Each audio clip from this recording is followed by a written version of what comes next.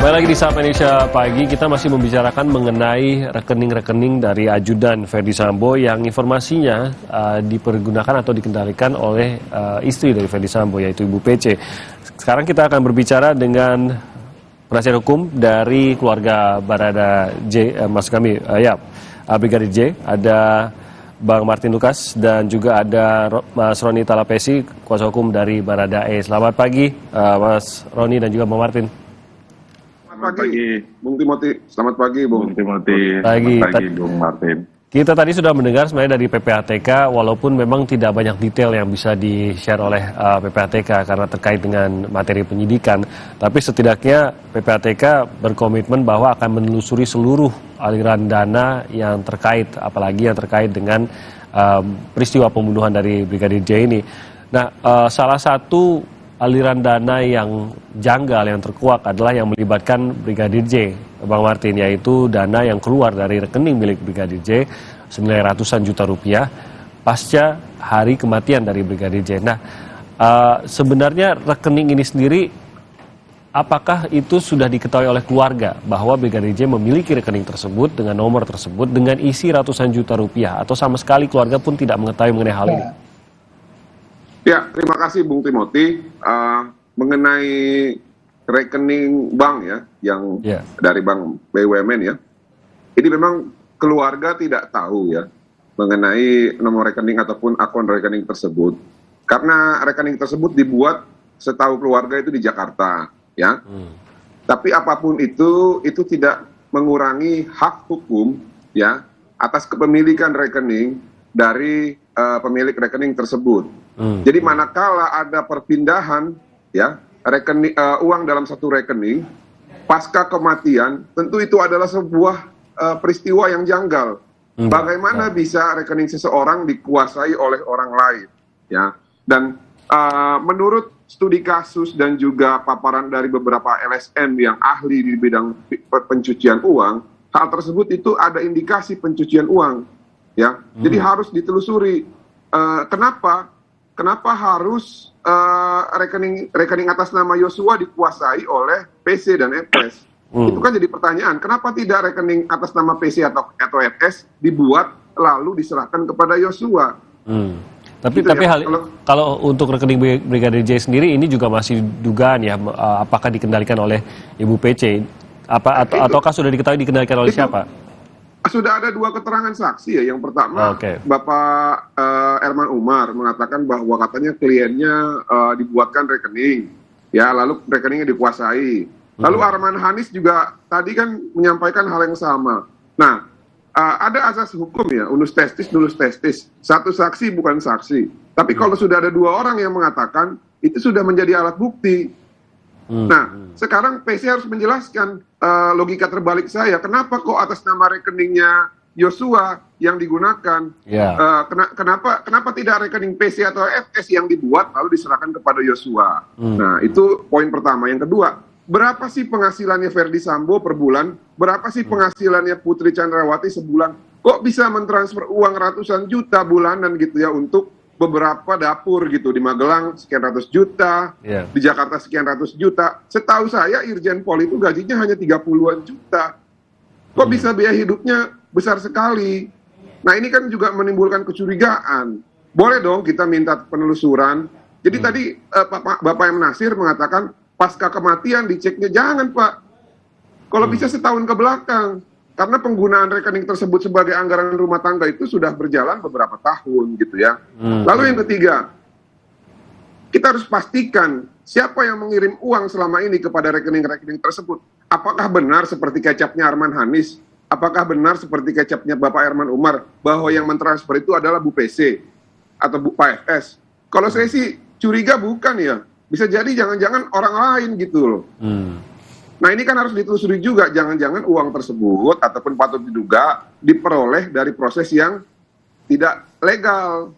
Nah, inilah tugas dari PPATK. Nah, tadi saya agak sedikit kecewa ketika Pak Nasir mengatakan bahwa ya data yang akan disampaikan itu hanya otoritas ataupun kewenangan penyidik.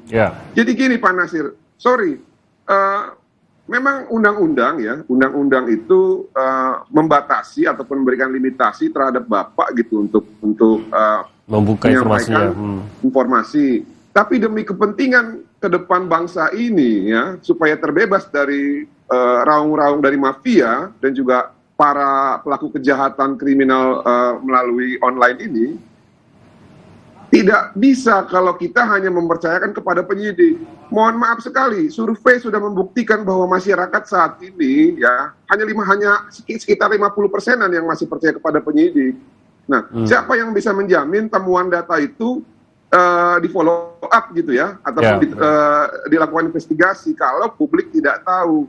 Jadi minimal ya harusnya tadi statementnya jangan mengatakan bahwa hanya memberikan data secara gelondongan. Tapi secara spesifik terhadap kasus FS ini, apabila nanti penyidik tidak melakukan investigasi ataupun barang bukti yang diajukan kepada pengadilan itu tidak sesuai dengan nilai yang ditemukan, PPATK harus bersuara, wajib bersuara. Kalau enggak akan benar negara kita ini. Karena publik tidak mengetahui data tersebut, gitu ya? Ya, dan satu lagi, nah inilah berarti momentum bagi rakyat ya untuk menuntut kepada DPR agar menyiapkan rancangan undang-undang terbaru terkait fungsi dan peranan PPATK ataupun mengenai tindak pidana pencucian uang, agar ke depan ya jangan hanya penyidik yang bisa ya melakukan pengolahan data terhadap hal tersebut. Kalau ada kasus-kasus khusus ya LSM ataupun advokat itu harus diberikan kewenangan juga untuk bisa melakukan penegakan hukum. Demikian Pak Tunggu, terima kasih. Terima kasih Bang Martin. Saya ke Mas Rodi. Kalau dari klien Anda sendiri, apakah pernah ada permintaan pembukaan rekening kah atau penggunaan dana kah, atau mengetahui mengenai penggunaan dana yang ada di rekening-rekening ajudan dari Ferdy Sambo ini? Iya, selamat pagi Pak Timothy. Bahwa kami melihat bahwa kasus ini semakin jelas ya posisi klien kami sebelah mana. Perlu kami sampaikan kepada publik bahwa klien kami ini termasuk tergolong yang paling baru bergabung dengan keluarga FS. Jadi terkait dengan rekening atau dana yang disampaikan oleh lawyernya RR, klien kami tidak mengetahui. Beberapa waktu yang lalu memang saya sempat ditanyakan mengenai dana tersebut. Saya sudah tanyakan kepada saudara RE bahwa tidak mengetahui mengenai dana-dana yang ditransfer atau yang disimpan. Nah, dalam hal ini kan kita melihat bahwa ancaman hukumannya itu adalah 338, 340. Artinya apa dengan sengaja? Nah, di sini menjelaskan posisi klien kami bahwa klien kami tidak mengetahui dan tidak menghendaki, tidak ada kesengajaan, tidak ada mens rea. Dalam hal ini rangkaian ceritanya ini kan semakin jelas setelah dan selesainya penembakan itu kan ada rangkaian cerita lagi mengenai transfer uang itu tersebut kan. Nah di sini bisa menjelaskan ke publik bahwa klien kami ini tidak mengetahui apa-apa. Dia cuma disuruh atau berdasarkan perintah. Nah, supaya kedepannya klien kami ini menjelaskan posisi klien kami ini, dengan adanya seperti ini menurut kami cukup jelas ya, clear ya, bahwa klien kami ini tidak tahu apa-apa. Pangkat paling rendah, kemudian berdasarkan perintah. Seperti itu Pak Timothy. Jadi tidak ada keterlibatan dalam apapun transaksi keuangan yang selama ini terjadi antar Bu PC, Pak FS dengan ajudan lainnya, begitu ya? Betul seperti itu Pak Timothy. Klien kami ini karena tergolong paling baru yang bergabung, kemudian tidak mengetahui apa-apa, kemudian hanya pada hari itu karena mungkin pangkat paling rendah disuruh nembak ya, tidak berdaya, tidak bisa menolak perintah ya. Seperti itu Pak Timothy. Tapi kalau mungkin saksi yang lain atau tersangka yang lain kan bisa menolak, tapi karena kelihatan dari sini, karena mereka bisa aja ternyata mereka ada rekening, bisa megang rekening gitu loh, dipercayakan megang uang gitu kan. Klien kami ini tidak sejauh seperti itu karena tidak punya kedekatan. Sehingga kalau saya kemarin saudara RR sampaikan bahwa dia bisa menolak perintah, mungkin kami maklumi karena sudah sedekat itu. Itu kalau klien kami kan belum dekat gitu, tidak sedekat itu, tidak dipercayakan hal-hal soal keuangan. Berbeda dengan yang seniornya begitu ya. Iya, ya itu Seperti itu Pak Timothy. Tetapi kalau dalam rangkaian kasus ini pun kalau saksi-saksi yang mereka menyampaikan ini tidak jujur, ya kita lihat nanti di pengadilan kan. Kalaupun seandainya klien kami ini ditinggalkan sendiri saja, ya kami tidak akan terpengaruh. Kami akan tetap jalan. Klien kami sudah sampaikan bahwa dia sudah konsisten, dia jujur, dia sampaikan apa adanya. Tetapi kalau ada alat bukti atau saksi-saksi yang lain tidak mendukung, ya kami tetap jalan, kami tidak khawatir gitu. Bahwa kebenaran itu pasti akan muncul. Terima kasih. Oke. Untuk mungkin mengkontraskan hal tersebut, Mas Roni, yaitu bagaimana posisi klien Anda, Barada RE ini, dengan ajudan-ajudan yang lainnya, apakah dari Anda juga mendesak bahwa pendalaman mengenai uang ini harus lebih diseriuskan lagi, harus benar-benar dimunculkan apa sebenarnya penggunaan uang dalam penggambaran hubungan entah itu profesional ataupun di luar profesi antara FS, Bu PC dengan seluruh ajudannya termasuk juga klien Anda gitu. Apakah Anda mendorong ke sana juga? Ya, tentu saja Pak Timothy, kalau ini merupakan satu rangkaian cerita yang utuh, kami meminta supaya ini dibuka secara terbuka ya, dibuka secara gamblang sehingga menjelaskan posisi-posisi tersangka ini sehingga penerapan hukumnya itu jelas gitu. Jangan nanti klien saya yang diberatkan semuanya gitu. Tetapi kalau ada memang yang lainnya mengetahui mengenai perencanaan ini, ya tentunya harus dihukum juga dengan sesuai gitu kan. Tapi kan di sini menjelaskan bahwa klien saya tidak mengetahui dari awal apa yang terjadi karena hanya berdasarkan perintah. Seperti itu Pak Timothy. Oke, baik. Saya ke Bang Martin. Tampaknya memang menjadi penting untuk mengungkap bagaimana peredaran uang yang terjadi di antara ajudan ini dengan Pak FS dan juga Bu PC. Dari kubu Anda sendiri, Pak Komarudin juga sebelum berminggu-minggu sebelumnya justru juga sudah meminta agar semua ini dibuka, ajudan-ajudan ini semua ditelusuri dananya oleh PPATK. Walaupun sampai saat ini pun kita belum tahu karena PPATK tidak bisa membuka siapa-siapa saja yang didalami oleh PPATK mengenai aliran dananya. Tapi bagaimana apa yang bisa dilakukan? Mungkin juga dari sisi Anda sebagai kuasa hukum dari keluarga Brigadir J untuk memastikan bahwa semua ini akan diungkap. Karena lagi-lagi belum tentu diungkap juga di pengadilan. Karena itu merupakan data intelijen tadi dikatakan Pak Nasir. Tapi harus selengkap-lengkapnya masyarakat juga menginginkan seterang benderangnya kalau memang ada pelanggaran lain yang dilakukan maka itu juga harus diungkap. Bahkan saya bisa menangkap Pak Presiden pun inginnya begitu. Bang Martin, Pak Presiden juga pengen kalau memang ada pelanggaran lain ya memang dibuka seterang-terangnya karena itu yang diinginkan juga oleh Pak Jokowi. Jadi kita harus sepakat dulu Bung Timothy bahwa prostitusi, perdagangan manusia, judi online, narkoba itu adalah tindak pidana ya yang merusak secara pikiran dan juga masa depan bagi bangsa ini. Nah sayangnya indikasi atas aliran uang tersebut ya beberapa hari terakhir itu katanya hampir mencapai 200 triliun ya yang ditemui ya. Ada 300 sekian akun yang di shutdown dan juga di blok ya. Dan katanya terindikasi oknum-oknum tersebut adalah bandar judi, mahasiswa, PNS dan juga ada oknum polisi di situ menurut sumber data dari PPATK. Nah, ini sangat disayangkan sekali, Mas ya. Bung Timothy, sangat disayangkan sekali. Nah, siapa yang bisa duga, siapa yang bisa pastikan bahwa uang-uang yang beredar ke rekening yang ada di para ajudan ini bukan adalah hasil pencucian uang. Nah, oleh karena itu sangat penting sekali makanya hari ini semestinya Bapak Herman Umar atau adik kita yang manis ya, kuasa hukum dari Barada RR, Dinda itu bisa hadir untuk menjelaskan terhadap pernyataan yang disampaikan kepada publik. Atau seminimal mungkin setelah tayangan ini ya mintalah surat kuasa kepada Ricky Rizal agar melakukan print out buku tabungan ya yang mana diduga rekeningnya dikuasai oleh PC. Lihat sumber dananya setahun ini, bagaimana bisa kok ada transaksi kepada seorang ajudan untuk kepentingan di Magelang, berapa jumlahnya, siapa yang mengirim. Nah ini penting untuk memastikan bahwa tidak ada hal-hal yang melawan hukum dalam transaksi tersebut. Nah, mengenai Baradae ya atau Richard Eliezer, memang beliau ini kan masih anak muda ya.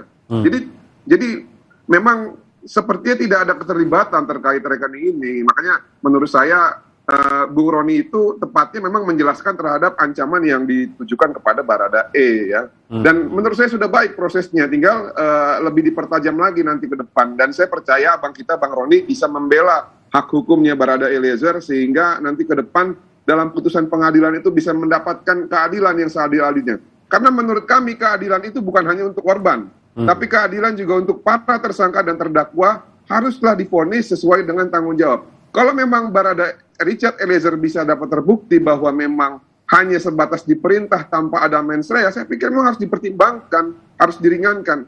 Jangan sampai juga kita ini seperti manusia barbar gitu ya, semua harus dihukum sama. Enggak, jangan begitu kawan-kawan.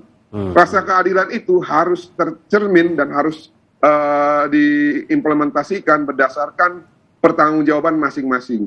Dalam kasus ini yang harus dihukum kuat ataupun dihukum maksimal adalah orang yang menjadi dalang ya dari pembunuhan, perekayasaan kasus, obstruction of justice, pemberitaan bohong, pemfitnahan, dan juga perbuatan-perbuatan yang lain yang mungkin saja dapat dilakukan seperti transaksi ilegal ataupun menerima uang dari diduga para pebisnis mafia judi online atau yang macam-macam itulah sesuai dengan yang beredar di publik. Demikian Pak Timothy, terima kasih. Baik, terima kasih Bang Martin. Jadi Pak Roni kalaupun harus memberikan kesaksian selanjutnya kalau memang kasus ini terus berlanjut, karena mengingat kalau tadi dikatakan Bang Martin, kecurigaan dari transaksi yang disinyalir menjadi ciri khas dari money laundering, pencucian uang ini bisa saja melibatkan kesaksian dari para ajudannya.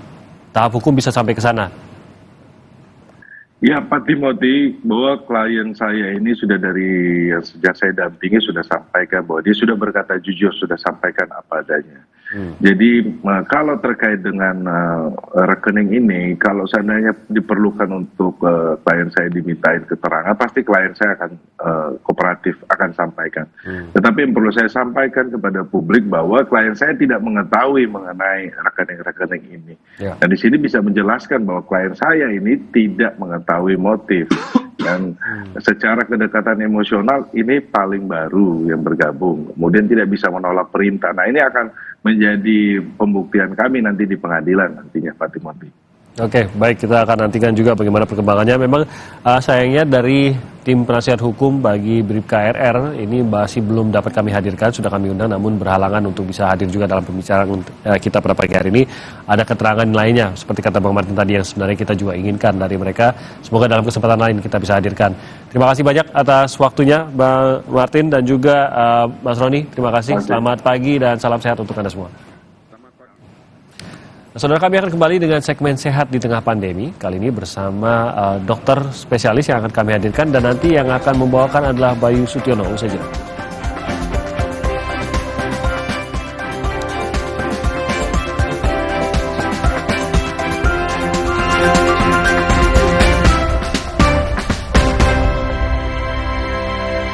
Jadinya kayak gini deh.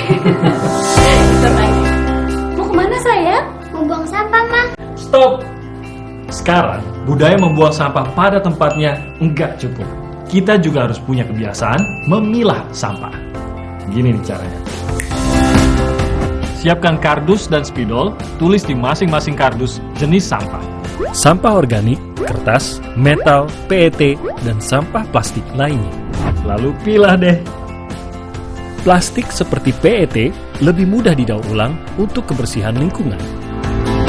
Nah, hal sederhana yang dimulai dari diri sendiri ini akan memberi dampak besar bagi pengelolaan sampah, khususnya sampah plastik PET, karena setelah didaur ulang akan menghasilkan dakron, bahan baku karpet, bahan konstruksi jalan tol, dan sebagainya. Gimana? Nggak ribet kan? Enggak dong.